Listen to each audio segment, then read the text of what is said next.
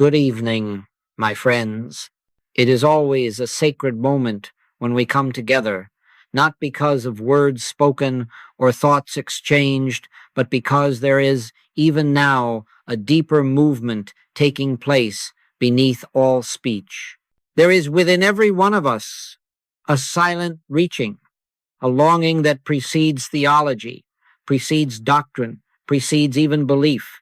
It is this inner reaching that we have come to call prayer. Prayer did not begin with religion. Prayer did not begin with scripture.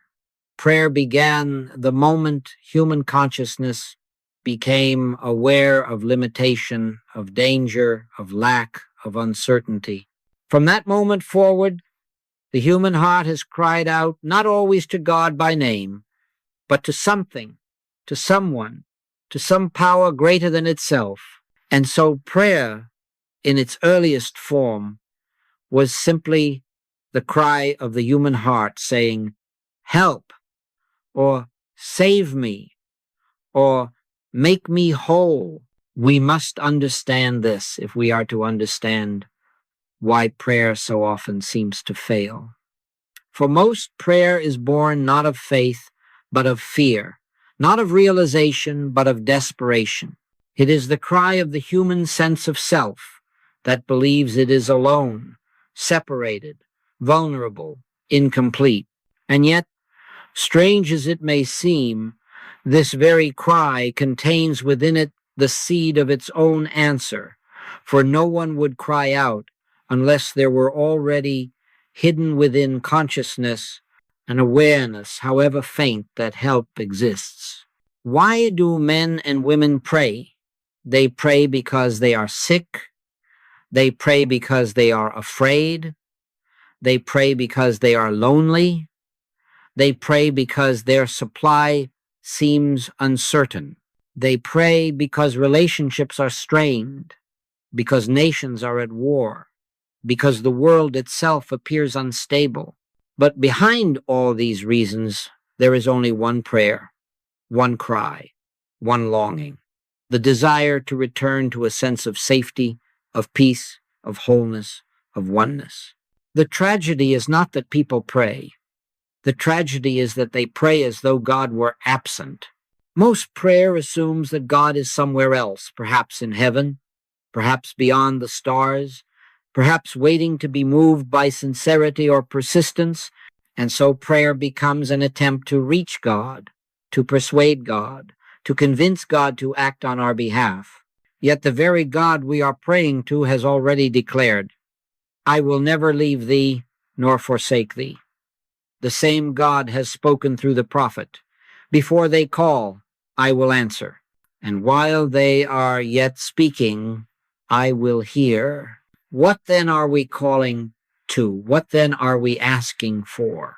There is something deeply moving and deeply revealing in the words of the psalmist.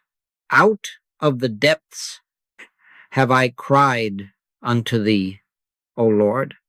Out of the depths, not out of understanding, not out of realization, but out of the depths of human sense. And God does not condemn this cry. God does not rebuke it. God receives it, but God does not answer it in the way the human mind expects. You see, prayer is not wrong because it is human.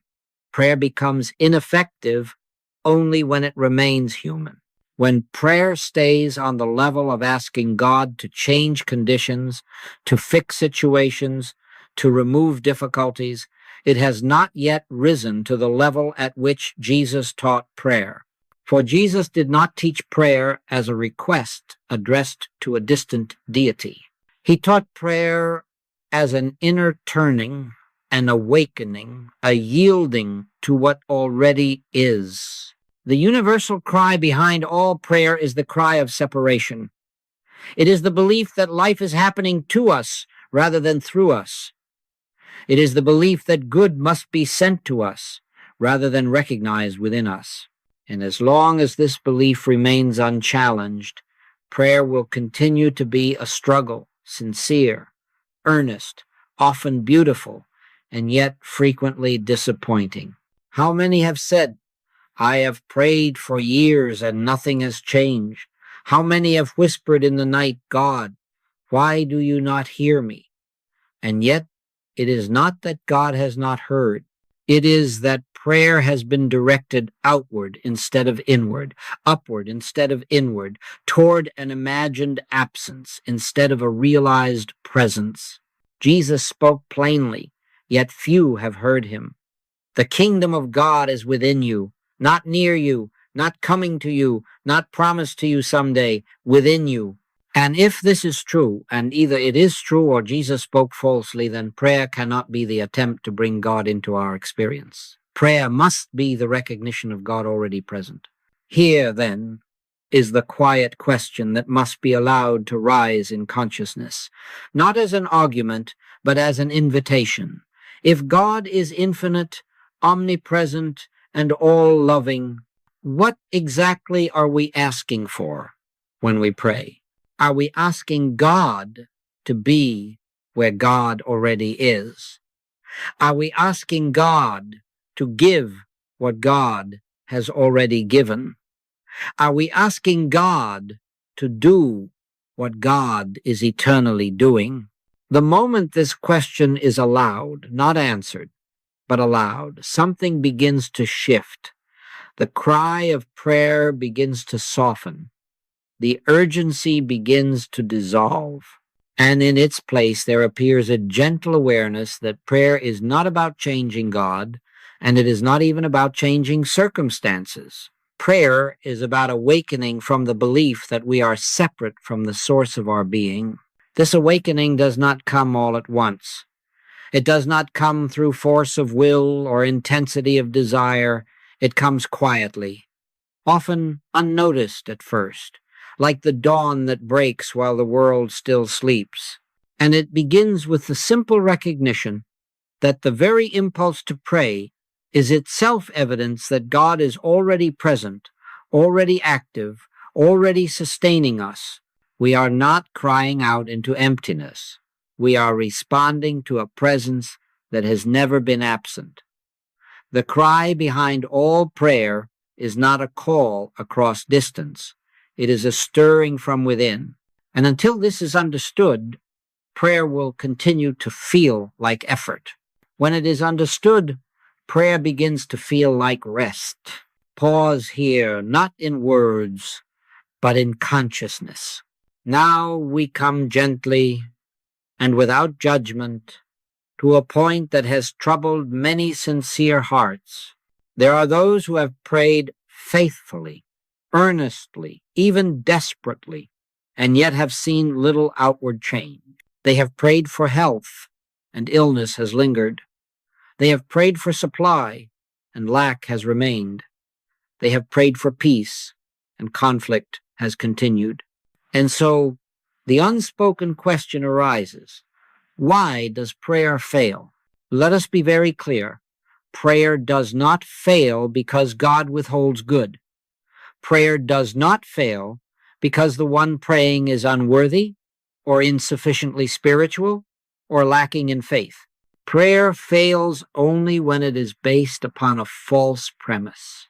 And the false premise is this, that God must be asked to become what God already is. Most prayer, as it is commonly practiced, is a request. It is a petition.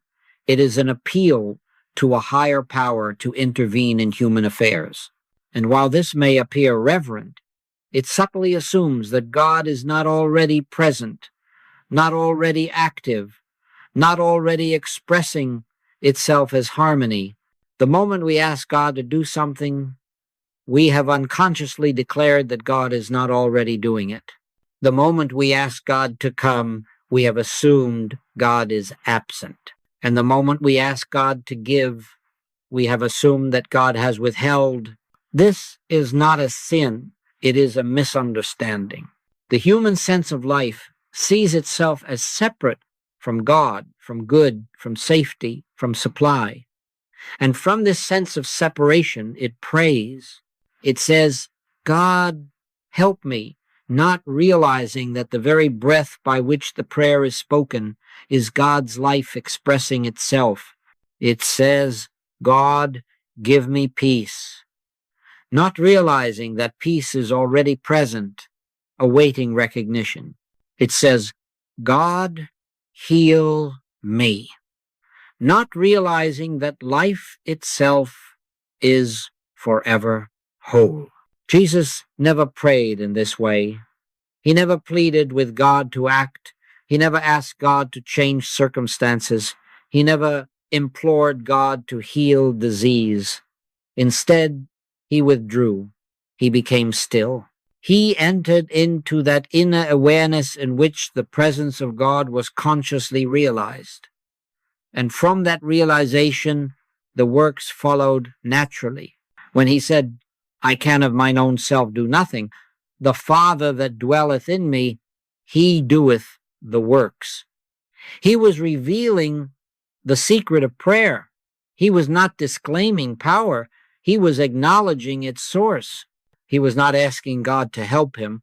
He was yielding human sense to divine activity.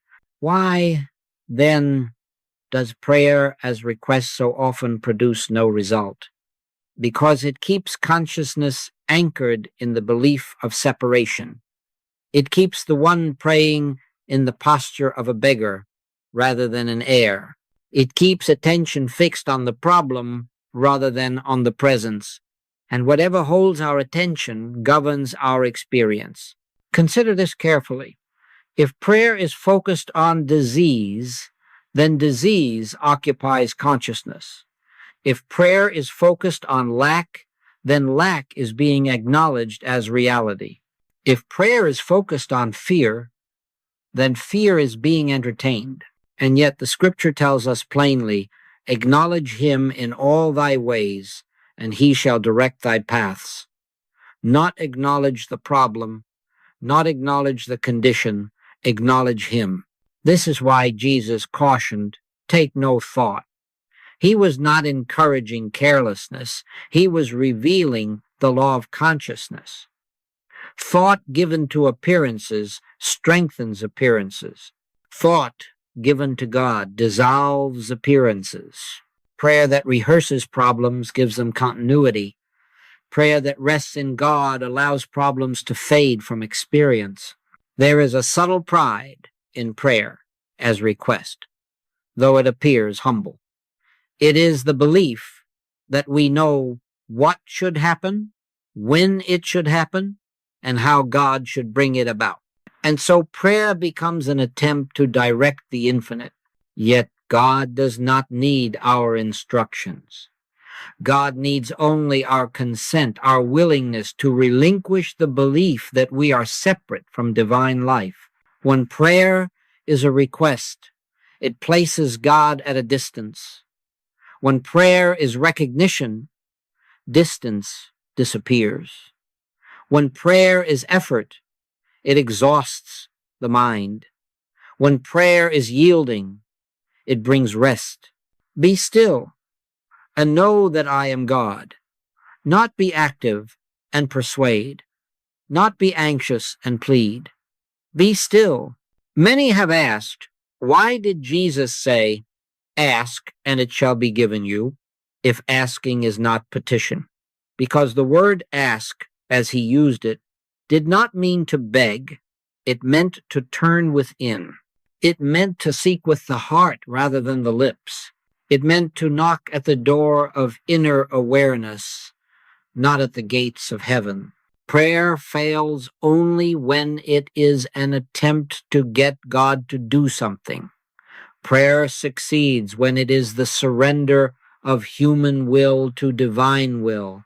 Prayer fails when it seeks to add something to life. Prayer succeeds when it recognizes the fullness already present. And so we are not abandoning prayer. We are redeeming it. We are not praying less. We are praying more deeply. We are not turning away from God. We are turning toward God within. When this is understood, prayer ceases to be a struggle. It becomes a sanctuary. It becomes a resting place. And from that rest, the answer appears not because we asked correctly, but because we stopped asking from the standpoint of separation. Now, let us turn our attention not outward to theology, not backward to tradition, but inward to the consciousness from which Jesus spoke. For it is impossible to understand his teaching on prayer unless we are willing to release what we have assumed prayer to be. Jesus did not come to improve religion. He came to reveal a state of consciousness. And when he spoke of prayer, he was not offering a method. He was unveiling a way of being. When ye pray, he said, not if ye pray, but when. He took prayer for granted as something natural, spontaneous, inevitable. Yet what followed those words has been so misunderstood that prayer has become one of the most strained and laborious activities in human experience. When ye pray, he said, enter into thy closet, and when thou hast shut thy door, pray to thy Father which is in secret, and thy Father which seeth in secret shall reward thee openly. We have treated this as poetry or metaphor, never realizing that it is precise instruction. Jesus was not speaking symbolically. He was describing an inner act. The closet is not a room.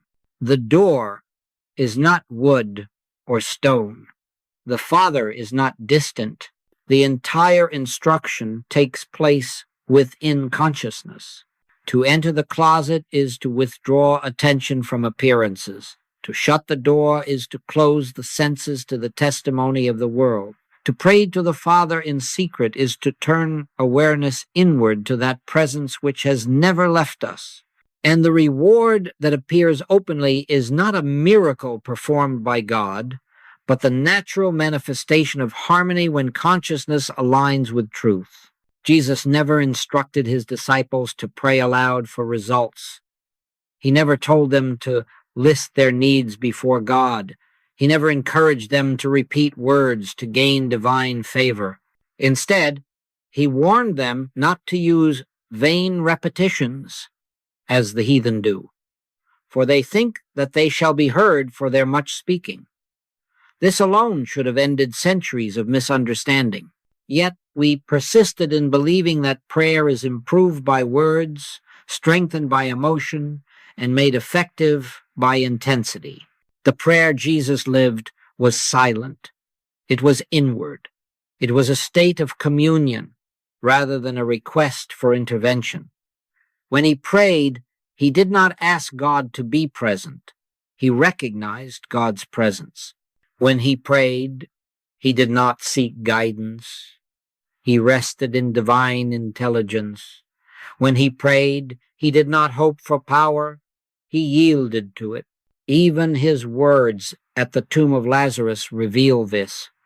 Father, I thank thee that thou hast heard me, and I knew that thou hearest me always. Notice what is absent. There is no plea.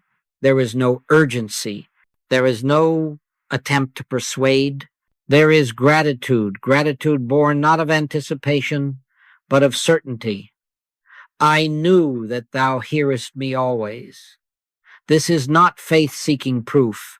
This is realization expressing itself. Here we begin to see why prayer, as commonly practiced, so often produces frustration. It is not aligned with the consciousness from which Jesus prayed. We have tried to use prayer to change conditions without first changing our standpoint. Jesus changed his standpoint, and the conditions followed. He did not pray from the problem. He prayed from God. He did not pray about disease. He prayed from life. He did not pray for supply. He prayed from abundance. And this is why his prayer was effective, not because he was Jesus, but because he understood prayer as recognition rather than request. When he said, ask, and it shall be given you, seek, and ye shall find, knock, and it shall be opened unto you. He was not establishing a spiritual formula. He was describing stages of inner awakening. To ask is to turn within. To seek is to remain attentive. To knock is to persist in awareness until the door of realization opens. None of this has anything to do with words spoken outwardly. All of it takes place in consciousness. We have imagined prayer as an activity directed toward God. Jesus revealed prayer as an activity in which the sense of separation dissolves. He was not trying to get God's attention. He was releasing the belief that God was absent. And when that belief fell away, the presence and power of God stood revealed right where he was. This is why Jesus could say, "The Father that dwelleth in me, he doeth the works." He was not sharing responsibility with God. He was surrendering personal sense entirely. Prayer, in his teaching, was not something done by a person. It was something that happened when the person ceased to interfere. This redefinition of prayer is radical, and it is unsettling to the human mind, for it means that prayer does not give us control. It gives us rest. It does not make us powerful. It reveals the power already present. It does not add God to our lives. It removes the belief that God was ever absent. Until this is understood, prayer will always feel like effort. When it is understood, prayer becomes as natural as breathing.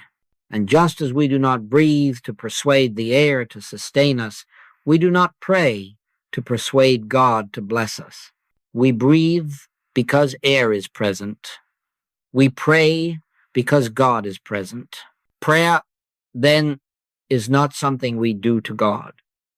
Prayer is what happens when we stop doing and begin being. It is the stillness in which truth reveals itself. It is the silence in which the voice of God is heard, not audibly, not dramatically, but unmistakably. When ye pray, Jesus said. He assumed that one day we would understand what prayer truly is. And that understanding begins when we are willing to lay aside the prayer of asking and enter the prayer of recognition. Now we come to a word so familiar that its meaning has been almost entirely lost to us. Jesus said, "Ask, and it shall be given you." And immediately the human mind translated that word ask into begging, pleading, requesting, persuading. Yet the word, as he used it, carries no such implication. It does not mean to entreat a distant God. It means to turn within and become aware. To ask, in the spiritual sense, is not to speak. It is to acknowledge. It is to recognize. It is to yield the belief that something is missing and rest in the awareness of what already is. The moment prayer becomes verbal petition, it has already moved away from its true function. Words belong to the mind. Prayer belongs to consciousness. Consider this carefully. When you say, "God, give me peace," you are affirming that peace is absent. When you say, "God, bring me guidance," you are affirming that intelligence is lacking. When you say, "God, heal me," you are affirming that life is broken. These statements may sound humble, but they are actually declarations of separation. They testify to a world in which God is not yet fully present. Jesus did not pray this way. He did not say, "Father, give me life," because he knew, "I am the resurrection and the life." He did not say, "Father, send me power," because he knew, "All power is given unto me in heaven and in earth." He did not say, "Father, show me the way," because he knew, "I am the way." These were not claims of personal greatness. They were acknowledgments of divine presence, realized. To ask, as Jesus taught it, is to turn away from appearances and inward toward being. It is to become still enough to feel, to know, to recognize that the presence you seek has never departed. It is not an action directed outward. It is an inward consent. There is a moment, often brief at first, when the asking ceases to be verbal and becomes silent awareness. In that moment, there is no longer a person praying to God. There is only the awareness of God. And in that awareness, prayer has already been answered. This is why true prayer carries no strain, it has no tension, it has no urgency, it does not attempt to make something happen, it simply rests in the fact of God's being. The human mind may protest, but nothing has changed. Yet something has changed. Consciousness has shifted. And when consciousness shifts, the outer world follows, quietly and naturally. We must learn to trust this inner recognition. We have been taught to trust words, formulas, affirmations, declarations. But Jesus trusted silence. He trusted awareness. He trusted the Father within to know what was needed before it was asked. Your Father knoweth what things ye have need of before ye ask him. If this is true, and again, either it is true or it is not, then asking cannot be informing God. It must be aligning ourselves with what God already knows. When prayer becomes recognition, it ceases to be repetitive. There is no need to say the same thing again and again. There is no need to remind God. There is no need to convince. One moment of true recognition is worth more than hours of verbal petition. One instant of awareness does more than 1,000 words spoken in fear. This is why the saints and mystics have always returned to silence. They discovered, through experience, that the deepest asking has no words. It is the still turning of the heart. It is the quiet yielding of the mind. It is the gentle letting go of personal will. And here we encounter something that may feel uncomfortable to the human sense. When we truly ask in this way, we do not direct the outcome.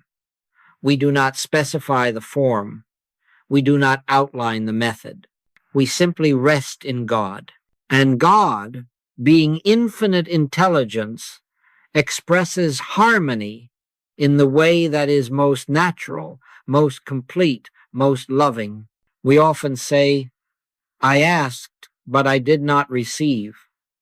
Yet what we usually mean is, I asked for a specific outcome, and it did not appear in the way I expected. Divine answers are not limited by human expectations.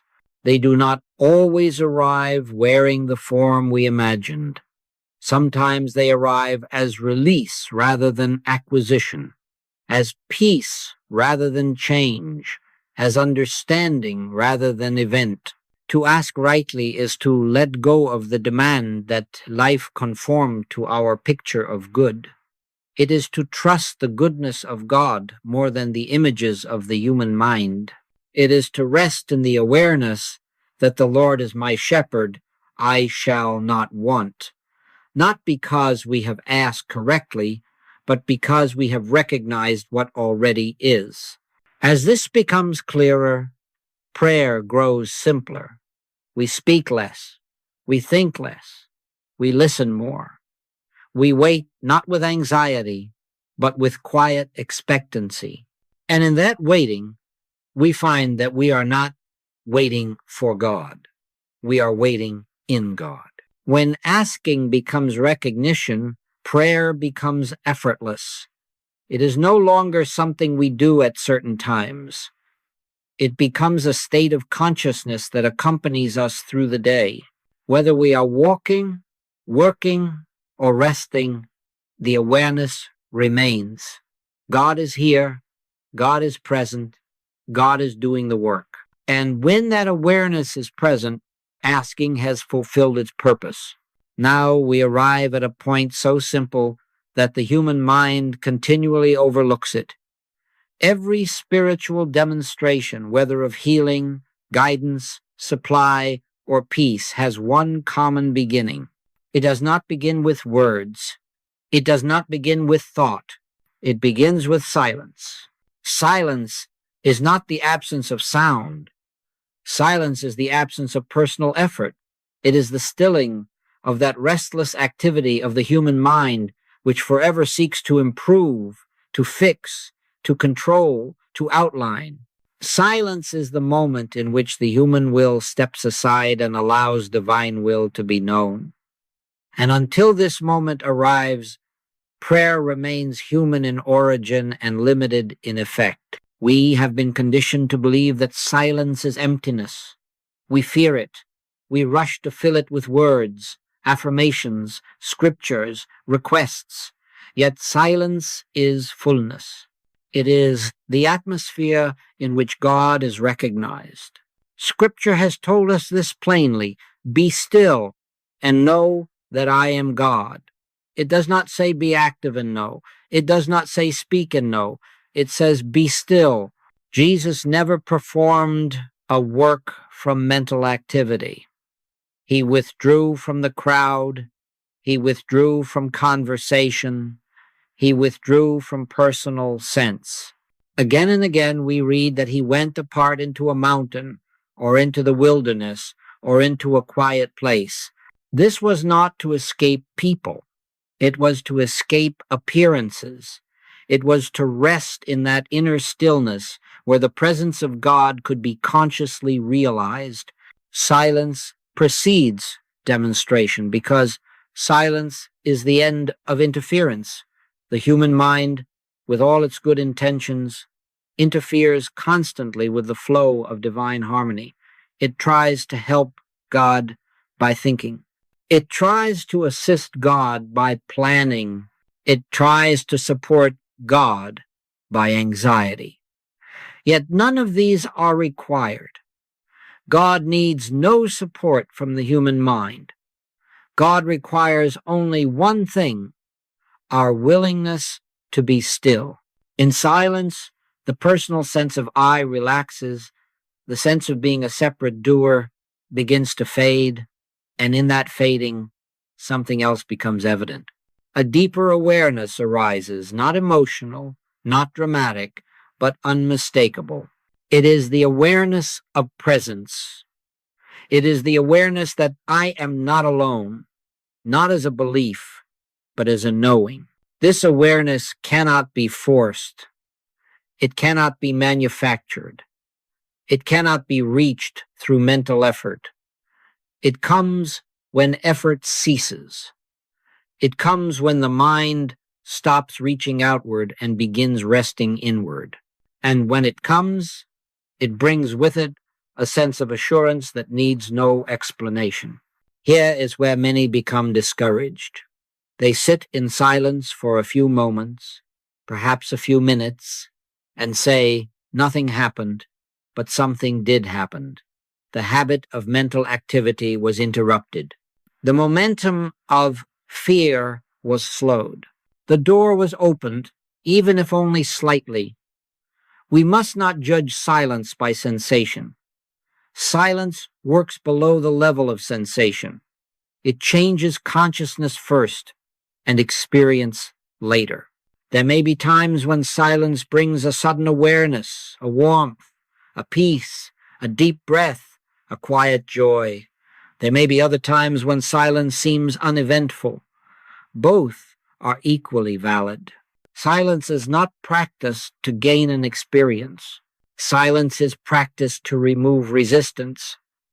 And when resistance is gone, the presence of God stands revealed of its own accord.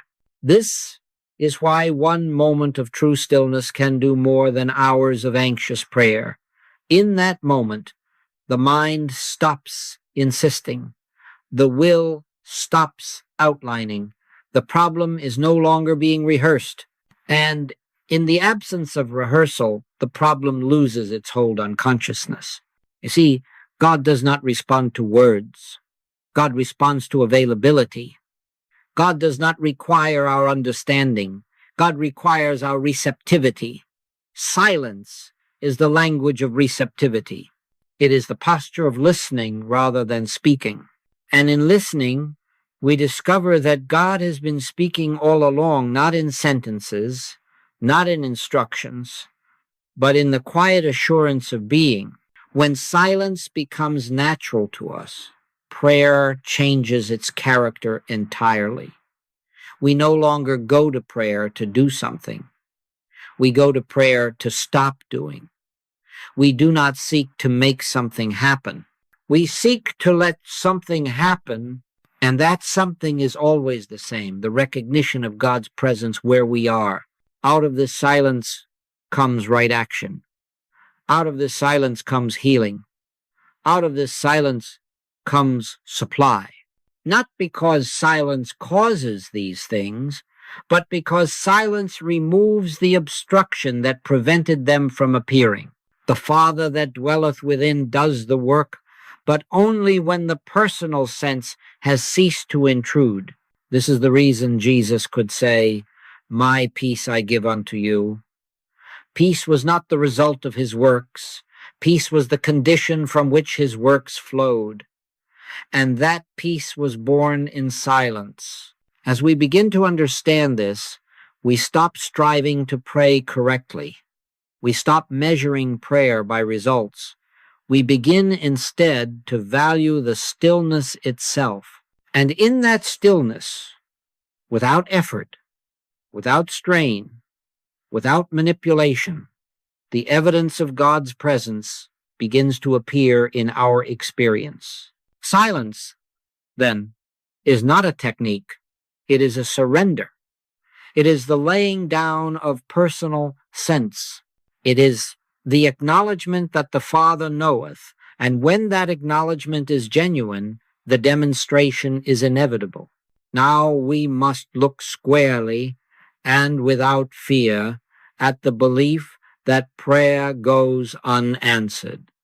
This belief has caused more discouragement than perhaps any other single misunderstanding in spiritual life. Many have turned away from prayer, not because they were irreverent, but because they were sincere and disappointed. They prayed, and nothing appeared to happen. And so they concluded that prayer is unreliable, or that God is distant, or that something in themselves was lacking. Let us be very clear. Prayer is never unanswered. What appears as unanswered prayer is simply prayer whose answer has been misunderstood. The human mind looks for results in forms. It looks for visible changes, immediate relief, dramatic improvement. And when these do not appear, it assumes that nothing has taken place. But prayer does not begin in form. Prayer begins in consciousness, and consciousness must change before form can change. When prayer is true, when it is recognition rather than request, it produces an inner adjustment first. This adjustment may be subtle. It may be so gentle that the human mind scarcely notices it. There may be a slight easing of fear, a quiet sense of reassurance, a momentary stillness. And because these changes do not look like answers, they are often dismissed. Yet these are the very signs that prayer has reached its mark. The peace of God, which passeth all understanding, Paul tells us, shall keep your hearts and minds. Peace is not the reward after the answer appears. Peace is the evidence that the answer is already operative. Peace is the sign that God has been recognized. And once God is recognized, the outward adjustment must follow, because consciousness and experience are not separate. We must learn to stop watching the outer picture for proof. Watching keeps attention fixed on appearances. Watching reinforces the belief that conditions have power. True prayer releases the need to watch. It rests. It leaves the problem with God. And when the problem is truly left, it begins to lose substance, influence, and continuity. Often the answer to prayer does not come as an addition, but as a subtraction. Fear is removed, tension dissolves, anxiety fades, and because we were expecting something to be given, we do not recognize that something has been taken away. Yet what greater answer could there be than the removal of the very state of consciousness that produced the problem? Sometimes prayer does not change the outer situation at all, yet it changes our relationship to it. And in that change of relationship, the situation itself begins to transform. We no longer meet it with resistance. We no longer meet it with fear. We meet it with peace. And peace has a way of dissolving what force cannot touch. There are also times when prayer appears to do nothing for long periods.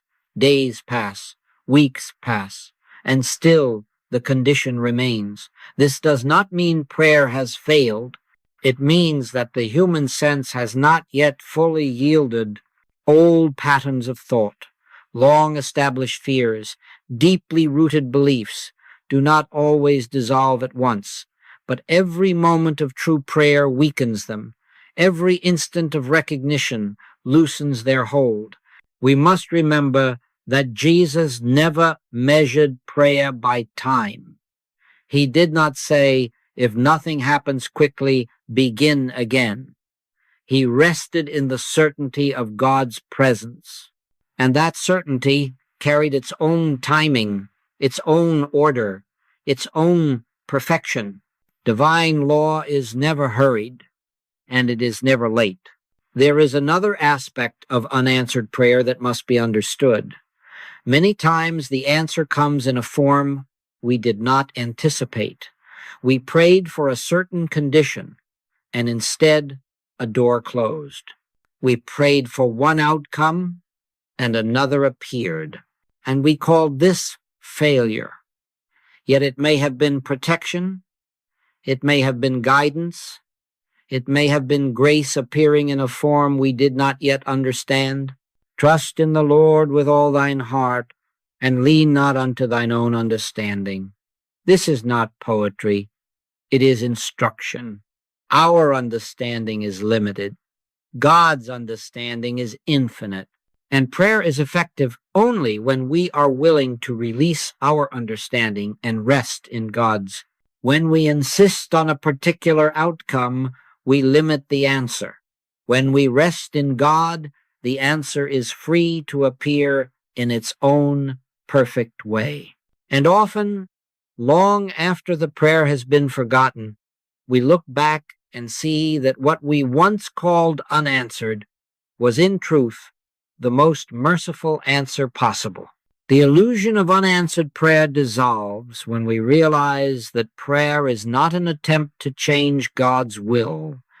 Prayer is the yielding of human will to divine will, and divine will is always expressing harmony, even when the human mind cannot yet see it. Therefore, when nothing seems to change, do not conclude that prayer has failed. Do not repeat words in frustration. Do not begin again from fear. Instead, return to stillness. Return to recognition. Return to that quiet awareness of God's presence. And trust that the Father which seeth in secret is working silently, gently, unfailingly. Prayer does not need our supervision. Prayer does not need our anxiety. Prayer needs only our trust. And when trust replaces effort, the illusion of unanswered prayer fades, and the quiet unfoldment of divine order becomes evident.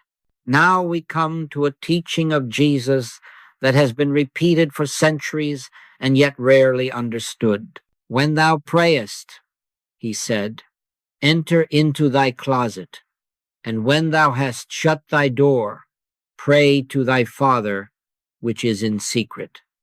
This was not a warning against sincerity, nor was it a condemnation of communal worship. It was a revelation of the nature of prayer itself. Prayer, in its true sense, is sacred. It is intimate. It is the most personal relationship in human experience. And because of this, it cannot thrive in display. The moment prayer becomes something observed, something demonstrated, something performed, it has already shifted from communion to self-consciousness. It has moved from God awareness to self-awareness. Public prayer easily becomes an activity of the personal sense. Even when sincere, it invites comparison, approval, and judgment either of ourselves or of others. It tempts the mind to measure, to impress, to be heard. And Jesus knew that this subtle movement of ego, however innocent it may appear, interrupts the stillness in which God is recognized. Enter into thy closet. The closet is not a physical space. It is an inner withdrawal. It is the turning away from appearances, from opinions, from the testimony of the senses. To shut the door is to close consciousness to the noise of the world, not only the noise of sound, but the noise of thought, fear, memory, and expectation. When we close the door in this way, no one can see us pray, not because prayer is hidden, but because prayer has ceased to be an outward act. It has become an inward state. The lips may be silent, the mind may be quiet, and yet prayer is taking place more deeply than words could ever reach. Jesus was not discouraging prayer with others. He himself said, "Where two or three are gathered together in my name, there am I in the midst of them." But notice the condition, in my name, not in personal desire, not in shared fear, not in collective pleading, but in the consciousness of Christ, where personal sense is laid down and divine presence is recognized. True prayer, whether alone or together, is always inward. It does not require a certain posture, a certain place, or a certain time. One may be sitting quietly, walking down a street, riding on a bus, or working with the hands. If attention has turned inward to the presence of God, prayer is occurring, and no one looking on would know it. This secrecy is not concealment, it is reverence. There are relationships we do not display because they are too sacred for exposure. And prayer is such a relationship. It is the meeting place of God and consciousness. It is the holy ground upon which one stands, unseen and untouched by the world. When Jesus said that the Father who sees in secret will reward openly, he was revealing a law. Inner recognition produces outer manifestation. The world may not see the prayer, but it will see the effect. Peace will be evident. Wisdom will be expressed. Harmony will appear.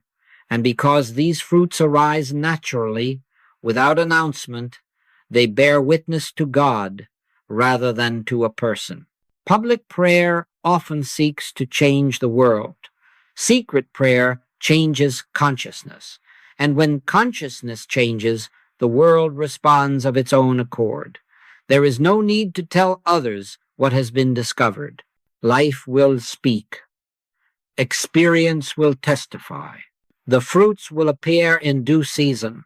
There is also another reason Jesus warned against public prayer. Public prayer often tempts us to bring our problems with us, to name them, describe them, explain them.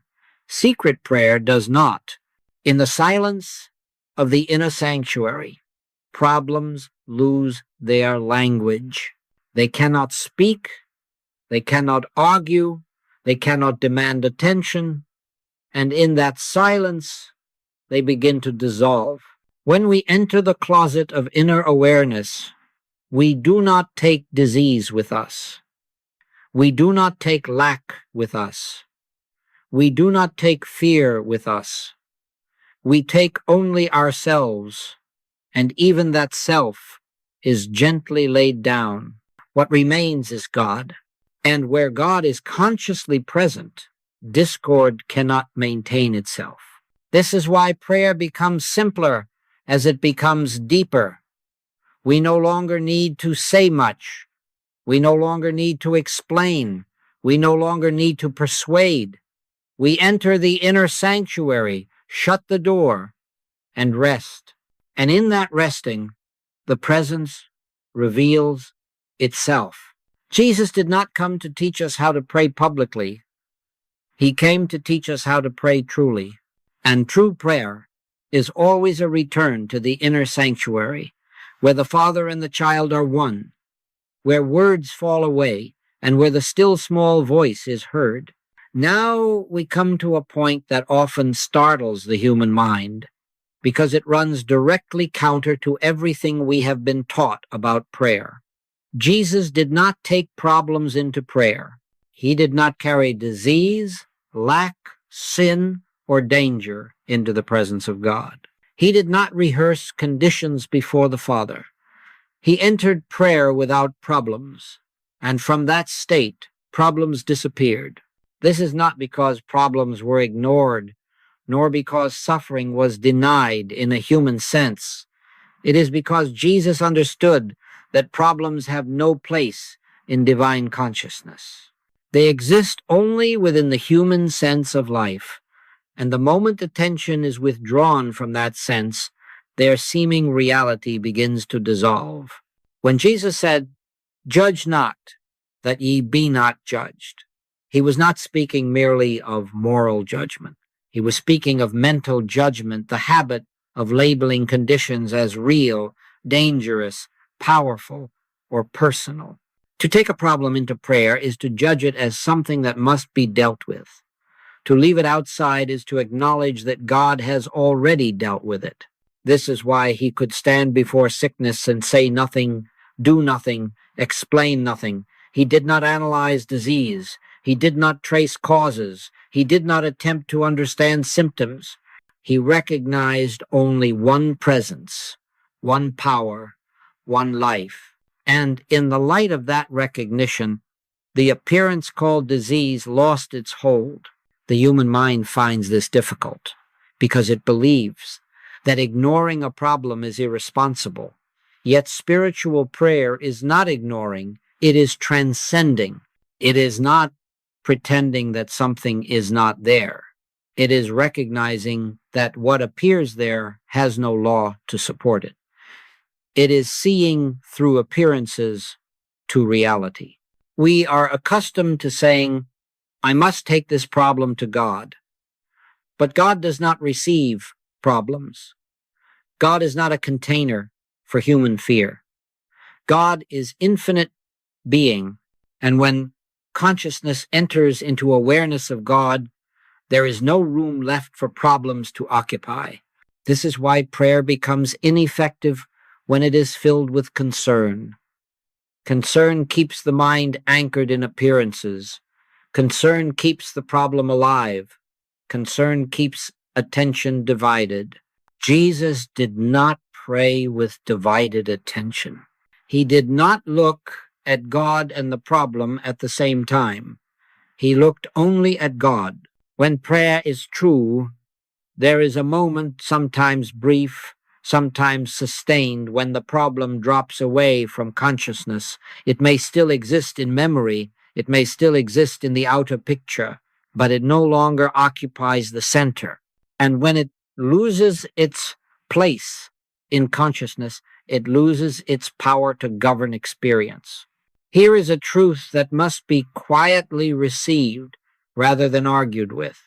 You do not need to know anything about a problem in order to be free of it. You do not need to understand its causes. You do not need to diagnose it. You do not need to name it correctly. One thing alone is required, the realization of God's presence. Jesus did not heal by knowing about disease. He healed by knowing God. He did not free people from lack by understanding economics. He freed them by understanding life as infinite supply. He did not overcome sin by condemning it. He overcame it by revealing the Christ. This is why prayer, without problems, feels strange at first. The mind wants something to do. It wants something to fix. It wants something to focus on. But prayer is not the place for mental activity. Prayer is the place where activity ceases. When you enter prayer, leave the problem at the door. Do not carry it in. Do not describe it. Do not fear it. Do not defend against it. Enter prayer with nothing but yourself, and then be willing even to lay that self down. What remains is God. In that remaining, something very gentle occurs. There is a sense of release, a loosening, a quiet confidence. You may not yet see how the problem will be resolved. That is not required. The peace that comes is the assurance that the problem is no longer yours to solve. This peace is not indifference. It is trust. It is the deep inner knowing that the Father that dwelleth in me, he doeth the works. And when the Father is doing the work, the human mind can rest. Prayer without problems is not a discipline. It is a discovery. It is the discovery that problems do not belong in the presence of God, and that when we enter that presence consciously, problems fade into nothingness, not by force, not by denial, but by the simple fact that they cannot exist where God is realized. This is the prayer Jesus practiced. This is the prayer he lived. And this is the prayer he silently taught, knowing that it could not be understood by instruction alone, but only by experience. Now we come to the one sign by which true prayer may always be known. Not a changed condition, not a visible result, not a sudden improvement in circumstance. The only reliable sign that prayer has taken place is peace. Not human peace, not relief, not optimism, but the peace of God, which passeth all understanding. This peace does not come from reasoning. It does not come from hope. It does not come from believing that things will work out. It comes when the personal sense has yielded, even slightly, to the awareness of God's presence. And when it comes, it does not argue. It does not explain itself. It simply is. Many have mistaken emotional uplift for prayer. They leave prayer feeling inspired, energized, encouraged, and then the fear returns. That was not prayer. That was emotion. True prayer leaves one quiet, still, settled, and even if the problem remains outwardly unchanged, the inner agitation has ceased. This peace is not dependent on outcome. It does not wait to see what will happen. It rests now. And because it rests now, it is evidence that prayer has reached beyond the human mind into the realm of spiritual consciousness. Jesus never said, "By their results ye shall know them." He said, "By their fruits ye shall know them." Peace is the first fruit. Everything else follows. When peace is present, guidance unfolds naturally. When peace is present, right action appears without strain. When peace is present, the outer picture begins to adjust in ways that cannot be forced or predicted. This peace cannot be manufactured. You cannot talk yourself into it. You cannot affirm it into being. You cannot demand it. It comes when resistance ends. It comes when the struggle to pray correctly dissolves. It comes when we stop trying to reach God and realize that God has already reached us. Often this peace comes unexpectedly. You may enter prayer with a heavy heart, a troubled mind, a sense of urgency, and then, without warning, the urgency lifts. The weight eases. The mind grows quiet. Nothing dramatic has happened yet. Everything has changed. This is the moment when prayer has occurred. Do not underestimate this moment. Do not rush past it.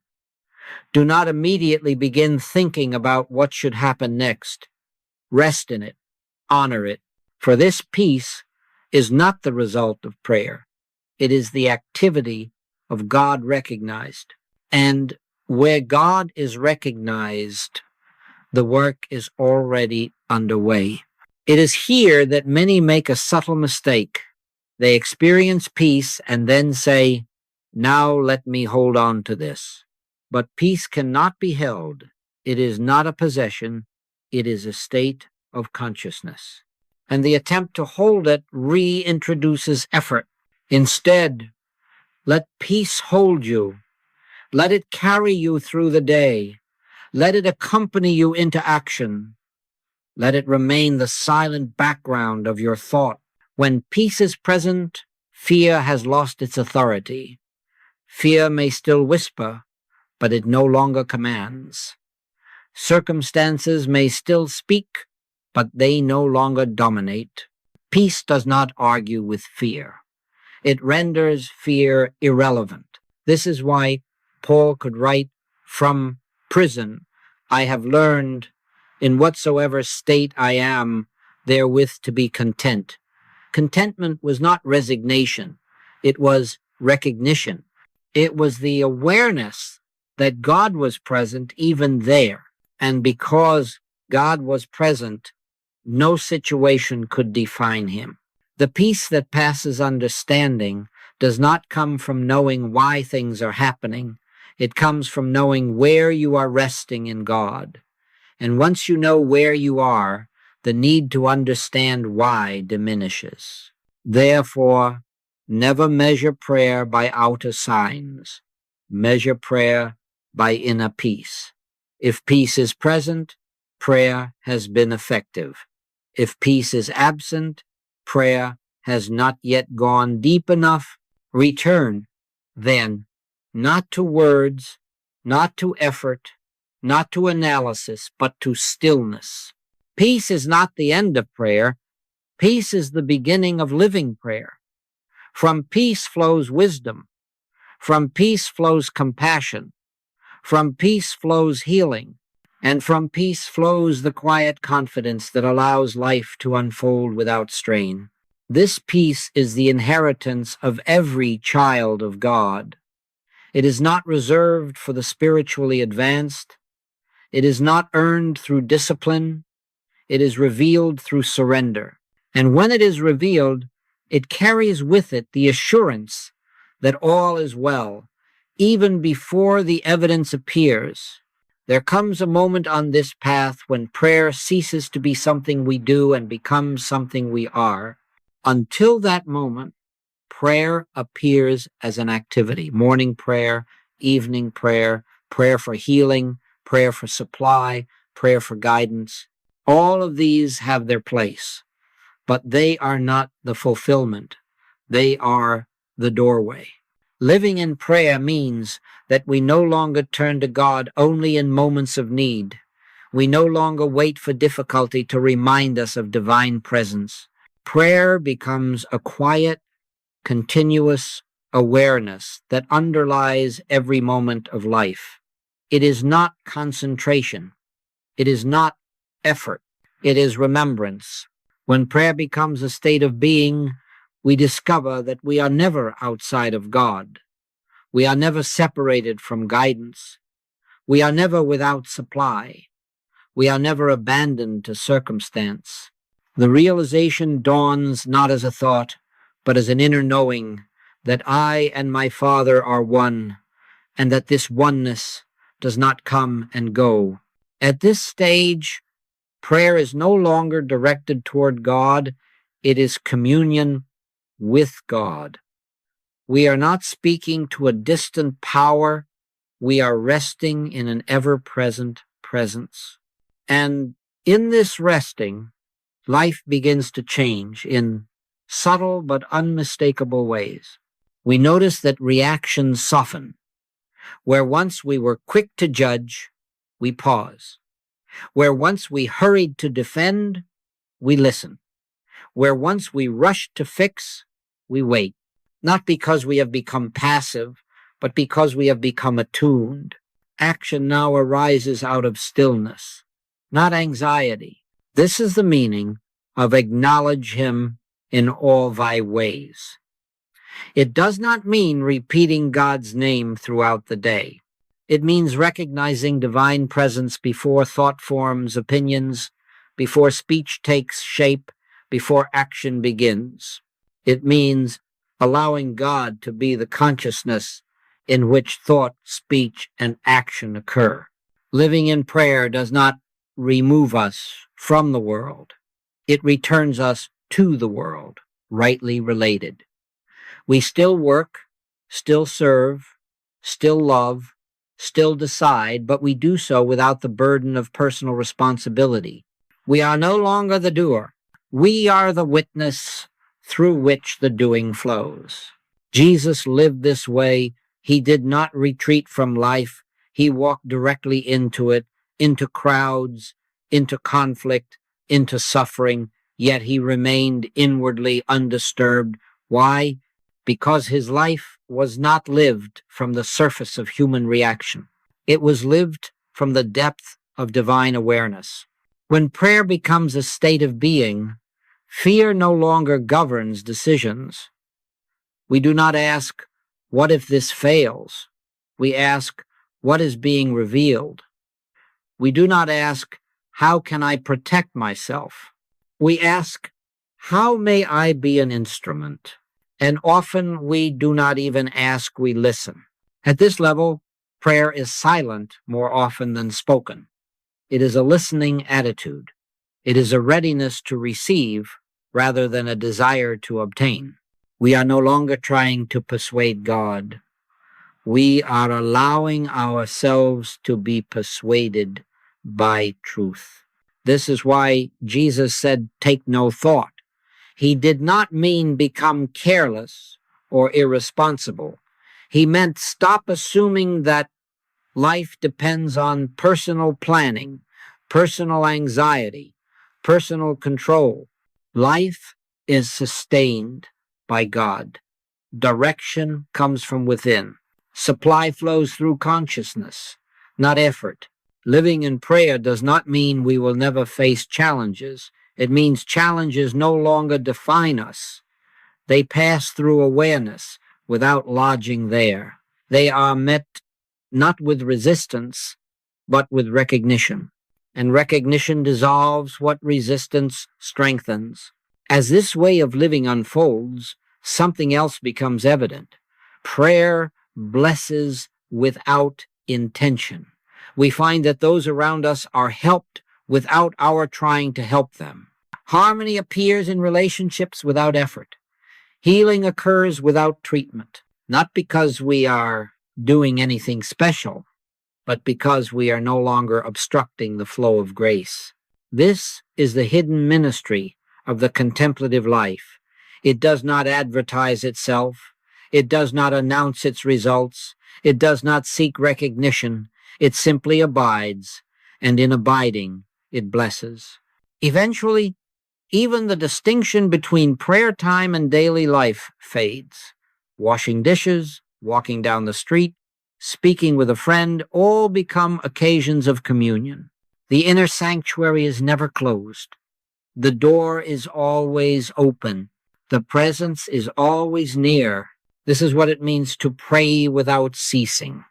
Not endless words, not constant requests, but unbroken awareness. A life lived from within, a life lived as listening. And when life is lived this way, one discovers the great secret. Nothing is missing. Nothing needs to be added. The kingdom of God is not approaching, it is here. It is not arriving, it is present. And it is not reserved for another time or place. It is revealed now. So we do not strive to become spiritual. We do not struggle to attain Christ consciousness. We simply yield to what already is. We allow the light to shine that has always been shining. We let the imprisoned splendor escape, and in this letting, life becomes simpler, quieter, deeper, not free from human experience, but free from bondage to it. We live, yet not we, but the life of God, living itself as us. This is living prayer. This is the end of seeking. This is the beginning of rest.